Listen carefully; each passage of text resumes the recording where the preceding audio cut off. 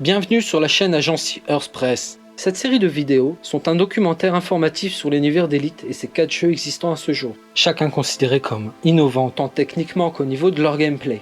Tous primés individuellement dans le livre mondial Guinness des records.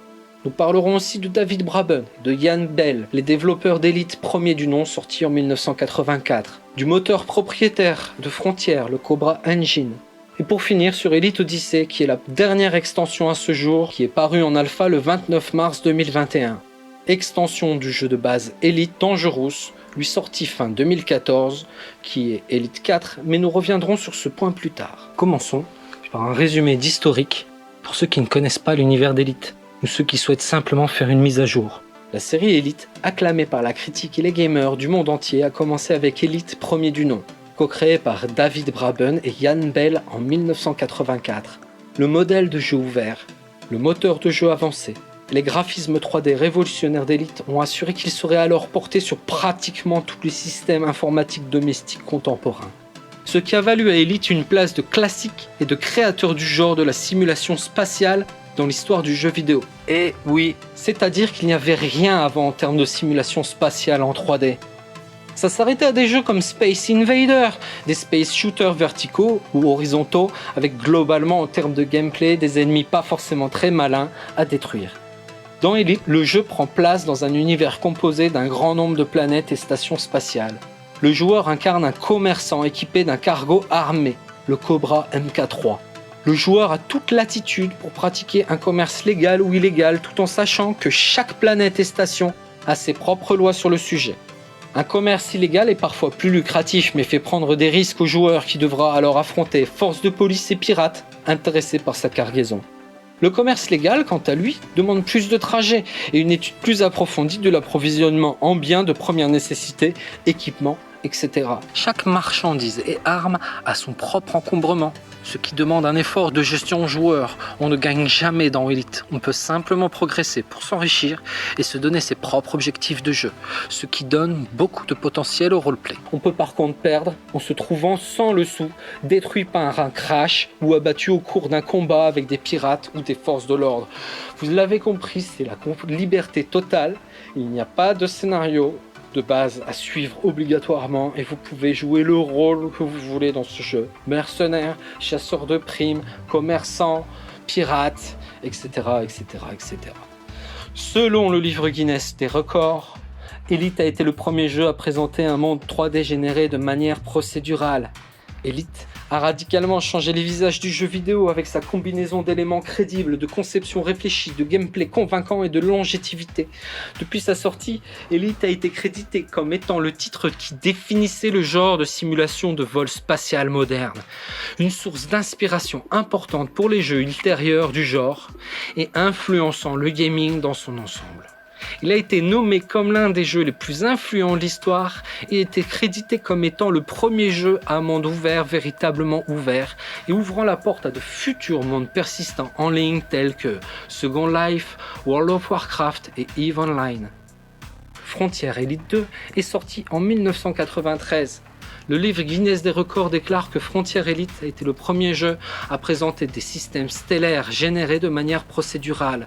Les graphismes sont améliorés, les possibilités aussi, l'univers devient plus vaste.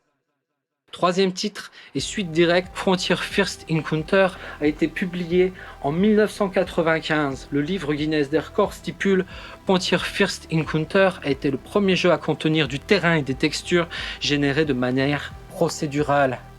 Troisième itération, 2 ans de développement et tous les aspects de l'épisode précédent sont améliorés, dont la taille et la crédibilité de l'univers. Les 3 titres furent des succès mondiaux, autant pour la presse que pour les gamers, et ont été adaptés sur de nombreux supports. Ce sont des chefs-d'œuvre qui ont toujours su innover et avoir des proportions toujours plus titanesques pour la taille de leur univers, par rapport aux machines et supports de stockage de l'époque. Sur cassette, ou disquette, avec des machines ressemblant plus à une machine à écrire, il faut le dire, qu'à un ordinateur. La série Elite fut extrêmement influente, servant de modèle pour des jeux plus récents et populaires tels que Space Rogue, Freelancer, Wing Commander Privateer, No Man's Sky, la série X de jeux de commerce spatial et Grand Theft Auto pour sa liberté d'action. Beaucoup d'autres ont également attribué à Elite une grande source d'inspiration dans le développement de leurs jeux vidéo. Plus d'un quart de siècle après Elite 1, l'original de 1984, nous sommes en novembre 2012. David Braben, par l'intermédiaire de Frontier Development, lance une campagne de crowdfunding sur le site Quickstarter pour vérifier s'il y avait un intérêt du public pour un 4e opus. Frontier Development aurait travaillé sur le moteur Cobra Engine et le jeu avant le lancement sur Quickstarter. Elite Dangerous est sorti sur PC le 16 décembre 2014 avec un gameplay de base classique à Elite, avec pour promesse d'évoluer à travers des mises à jour payantes ou gratuites sur le long terme, environ 10 ans, de rendre vivante une galaxie entière composée de 400 millions d'étoiles habitées ou non, en étant massivement multijoueur en ligne, en ajoutant la possibilité à long terme d'avoir un gameplay hors du vaisseau du type tir à la première personne, et enfin sortir du vaisseau et poser le pied à terre. Depuis lors, il y a eu de nombreuses mises à jour. Des saisons d'extension comme Elite Dangerous Horizon est lancée sur plusieurs plateformes. Puis Elite Dangerous Beyond. Le 18 juin 2015, David Braben et Frontier Development ont reçu le certificat du livre Guinness des records, indiquant que la plus longue série de jeux de simulation spatiale en cours d'exécution est Elite, créée par David Braben et Ian Bell, et a été publiée le 20 septembre 1984, officiellement incroyable. Chaque jeu et média Elite se déroule dans le même univers fictif appelé l'Elite Universe. Elite Dangerous Odyssey est la deuxième extension payante d'Elite Dangerous. Frontier Development l'a décrit comme la plus grande mise à jour à ce jour et un moment déterminant dans l'histoire du jeu. Il est en développement actif depuis août 2018 et a été officiellement annoncé le 3 juin 2020. Odyssey devait initialement sortir en décembre 2020 sur toutes les plateformes, mais a été retardé au début de 2021 en raison de la pandémie Covid-19. L'alpha d'Odyssey est finalement annoncé et débutera le 29 mars 2021 sur PC, Windows, accessible uniquement pour les joueurs ayant fait le choix d'acheter l'édition Deluxe d'Elite, Odyssey en précommande. Il est intéressant de porter à l'attention ici que le moteur du jeu d'Elite Dangerous est le Cobra Engine, en développement continu depuis 1988, et serait par déduction le moteur historique d'Elite 2 et d'Elite 3. Moteur révolutionnaire à son époque, capable sur une simple disquette de générer des univers massifs en termes d'espace et toujours à l'échelle 1-1. Il aura servi depuis à de nombreux jeux et aurait été développé dans l'optique de créer entre autres l'expérience Elite Ultime. Et c'est déjà la fin de cette vidéo. J'espère que ça vous a plu. Bientôt de nouveaux programmes.